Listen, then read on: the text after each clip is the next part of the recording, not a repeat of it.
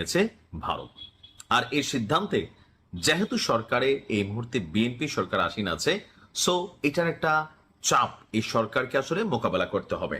যদিও এটার সাথে সরকারের কি আসলে কোনো রকম সখ্যতা রয়েছে, অথবা এখানে কি কোনো রকম চুক্তি আছে, নাকি ভারত তাদের গায়ের জোরে এই কাজগুলা করছে?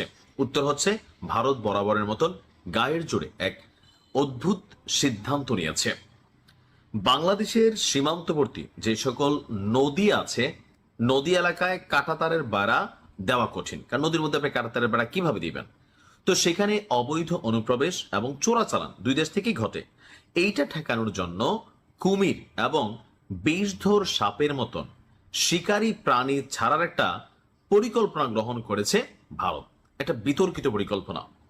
মূলত এসব দুর্গম এলাকায় অনুপ্রবেশকারীদের জন্য প্রাকৃতিকভাবে বাধা তৈরি করতে এমন প্রস্তাব করা হয়েছে। আসলে কি এটা কোন একটা দেশের সীমান্তের সাথে এটা চলে? কুমির কি চিনবে কে অনুপ্রবেশকারী? কুমির কি চিনবে কোনটা চোরাচালানকারী?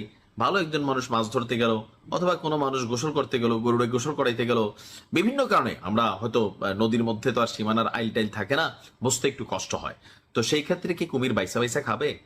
আপনি দেখেন এই যে এই সিদ্ধান্তগুলা, এটা যদি আওয়ামী লীগ সরকারের সময় হইতো, আমরা প্রচুর গালাগালি করতাম যে দেখো আওয়ামী লীগ তোমরা ভারতের সব দিছো, বউ জামাই সম্পর্ক, এখন কি দিল আসলে?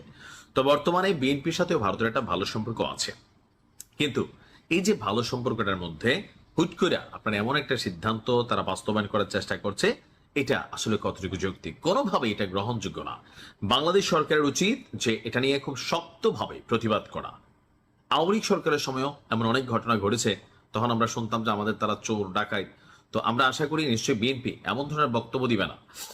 বাংলাদেশের সাথে ভারতের প্রায় 4096 কিলোমিটার দীর্ঘ আপনার সীমান্ত অত্যন্ত দুর্গম ভূখণ্ডের মধ্য দিয়ে গেছে। ভারতের কেন্দ্রীয় সরকার দেখছে যে এই সীমান্তের কিছু অংশে কোনোভাবেই কাঁটাতারের বেড়া দেওয়া সম্ভব নয়।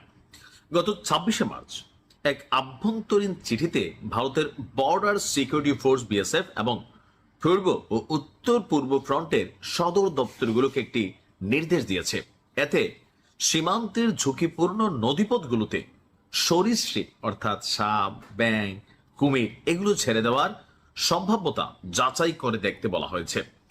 বাংলাদেশের সাথে সীমান্তে বেড়া দেওয়ার ভারতের এমন পদক্ষেপকে দেশটির মানবাধিকার কর্মী এবং বন্যপ্রাণী সংরক্ষণকারী উভয় পক্ষকেই চিন্তায় ফেলে দিয়েছে। প্রশ্ন উঠেছে, সীমান্তের উভয় পাশের স্থানীয় জনগোষ্ঠী এবং এই অঞ্চলের বাস্তু সংস্থানের জন্য, জীববৈচিত্র্য রক্ষার জন্য এমন পদক্ষেপের ঝুঁকি ঠিক কতটা? কেন ভারতের সীমান্ত রক্ষী বাহিনী হিংস্র বন্যপ্রাণী মোতায়েন করতে চায়?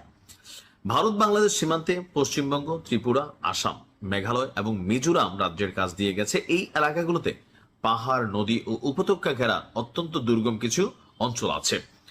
ভারত ইতিমধ্যেই 3000 কিলোমিটার সীমান্তে বেড়া দিয়েছে। বাকি অংশগুলো আছে জলাভূমি এবং নদী।